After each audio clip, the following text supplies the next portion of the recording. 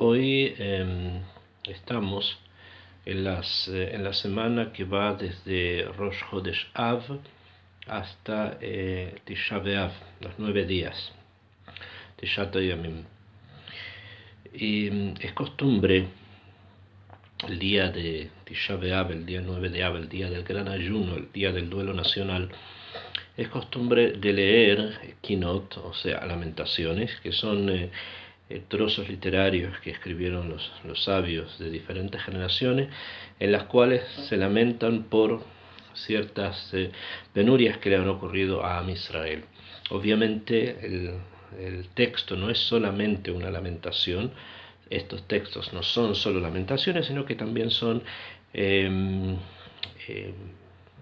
informaciones y sabidurías que nos ayudan a enfrentar también a nosotros otras penurias y otros momentos.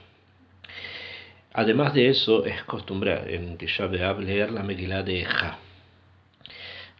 En el Tanaj, en todos nuestros libros sagrados, los libros de profecía, existen 5 Megilot, de las cuales 2 de ellas son históricas, o sea, relatan una historia, obviamente como una forma externa de expresar conceptos internos mucho mayores.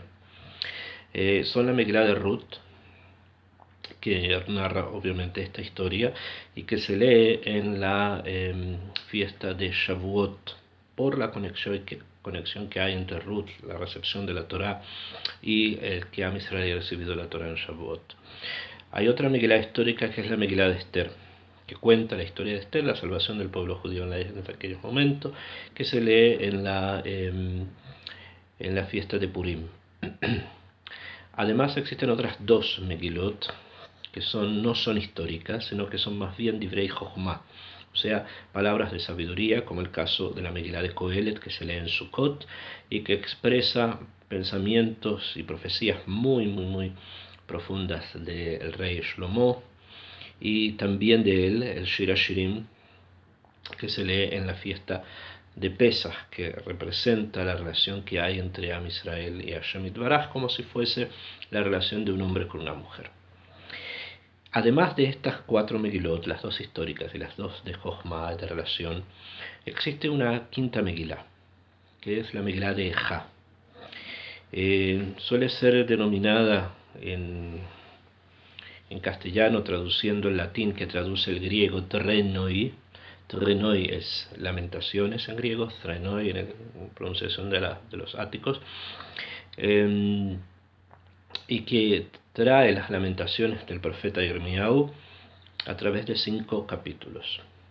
Originariamente esta Megilá no tenía 5 capítulos, sino solamente 1, y fue escrita por el Naví Yirmiyahu por inspiración divina, profecía, dictada más bien por él, porque fue escrita por su alumno Baruch ben Neria, y mandada delante del rey de Israel de aquellos tiempos, que era el rey Jehoiakim, para que la leyera, para que reflexionara y comenzara a volver en Teshuvá, a arrepentirse de los grandes defectos y errores que el pueblo tenía en aquellos momentos.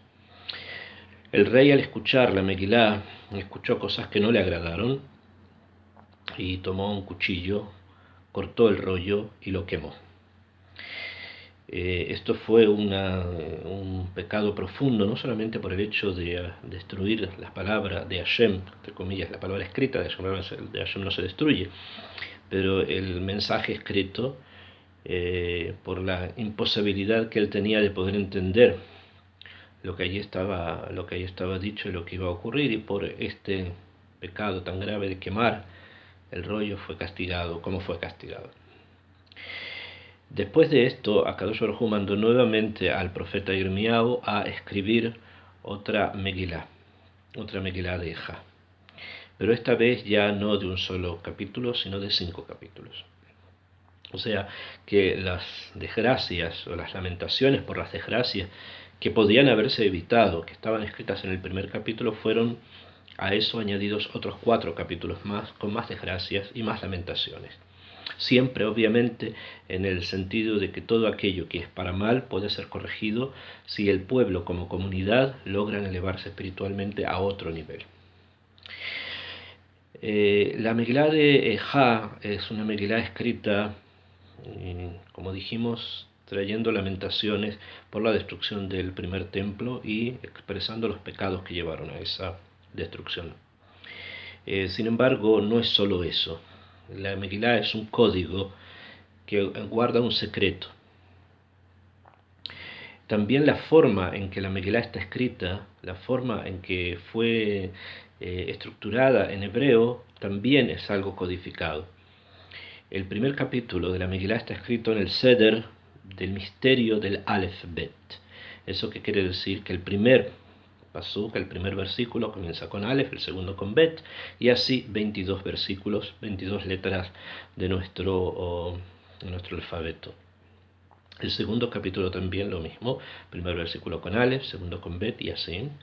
El tercer capítulo, si bien también está escrito en el orden del Aleph Bet, sin embargo, cada letra comprende a 3 pesukim, o sea, son 3 versículos que comienzan con Aleph, 3 versículos que comienzan con Bet y así hasta el final. El capítulo cuarto nuevamente vuelve al orden del Aleph Bet, una letra por pasuk, por versículo, y el quinto y último está escrito de manera aleatoria, o sea, no hay orden, hablando desde ese punto de vista como en los capítulos anteriores, sino que es cualquier versículo comienza con cualquier letra.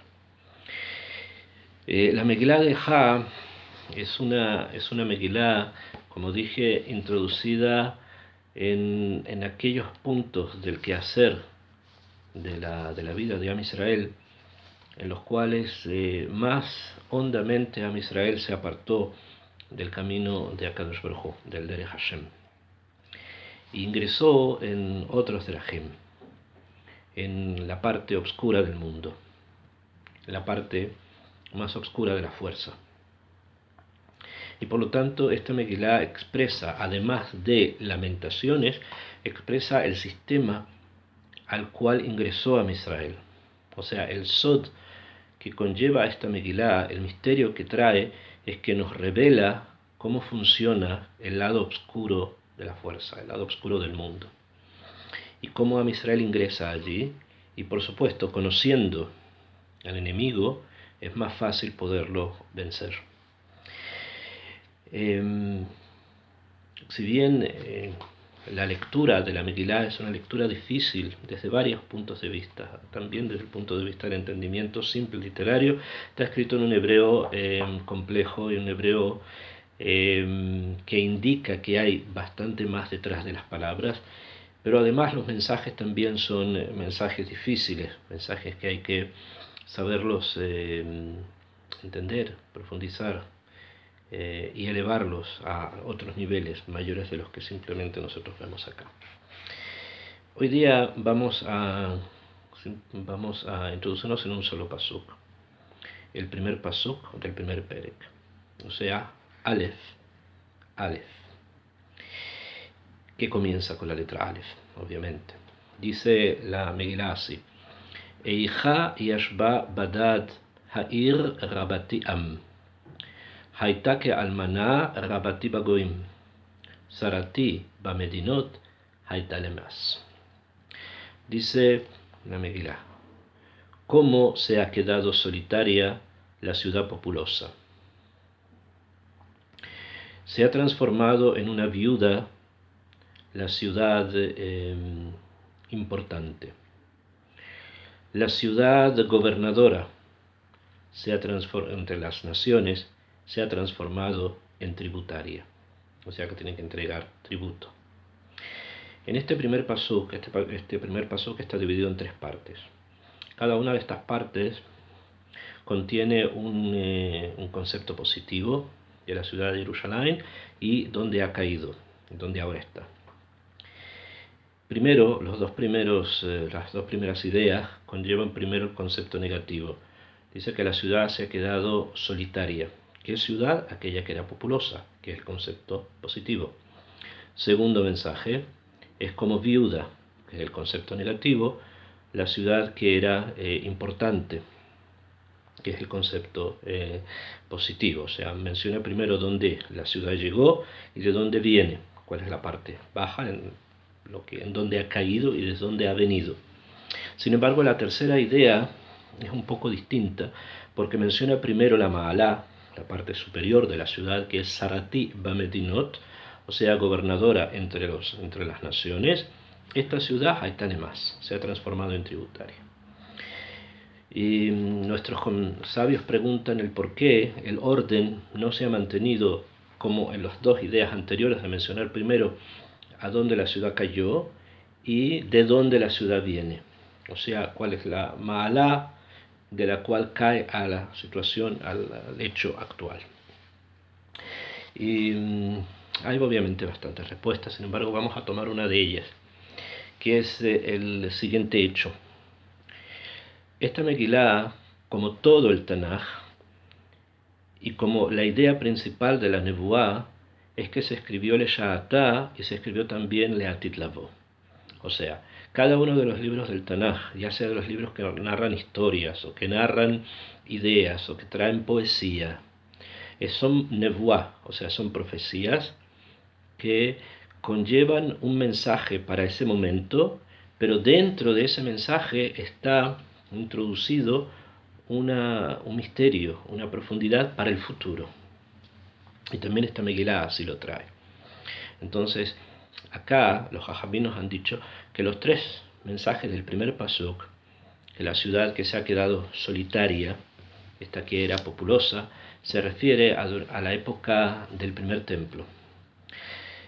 Se ha quedado viuda la ciudad, se refiere a la época del segundo templo. Sin embargo, el tercer mensaje, la ciudad gobernadora entre las naciones, se transformará, o sea, será en el futuro tributaria. Y esto nos indica, dicen sabios, que está también refiriéndose a la época premesiánica, o sea, a ese periodo de tiempo antes de la Geulá de Israel, donde vamos a ver muchas ta'apuhot, muchas revoluciones, muchos cambios. Y uno de ellos es que, de alguna forma, la ciudad de Jerusalén va a ser el centro de muchas medinot, de muchos estados. Va a haber como una gran visión y un gran interés en la ciudad de Jerusalén. Sarati Bamedinot va a ser la Sarada, la princesa, dentro de las naciones. Sin embargo, a pesar de eso, va a haber como un cambio. Y ese cambio es que la ciudad esta se va a transformar en tributaria. Va a tener que pagar, pero no solamente va a pagar con dinero, sino que el pago va a ser mucho más hondo.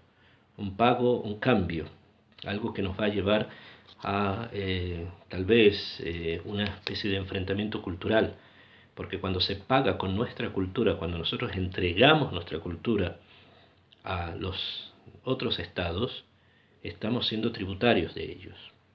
Entonces, el mensaje que nos enseña la Megilá, esto y los otros pesukim, cada uno de ellos está dividido en tres mensajes. El primer capítulo es así.